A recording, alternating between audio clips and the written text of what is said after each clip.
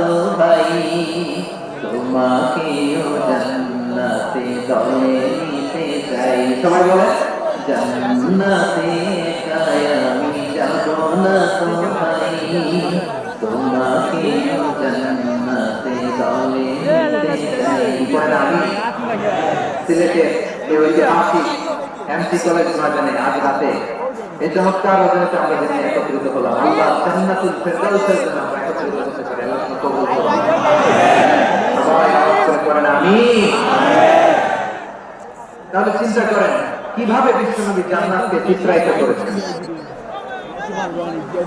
সাহাবাদের কিভাবে চিত্রায়িত করেছিলেন তিনি, যে কারণে সাহাবারা জান্নাতের পাগল হয়ে গিয়েছেন। আমরা যদি দেখি the way the Prophet Muhammad portrayed জান্নাত, কিভাবে তিনি পোর্ট্রে করেছেন জান্নাতের যে সৌন্দর্য, কিভাবে তিনি সাহাবাদের সামনে তুলে ধরেছেন। বিশ্বনবী আল্লাহ কোরআন থেকে আমাদেরকে জানান, আল্লাহ জান্নাতের সুসংবাদ দানকারী করে। আল্লাহ আমাকে বলেন তোমরা কি জানো আল্লাহর জান্নাত কত সুন্দর?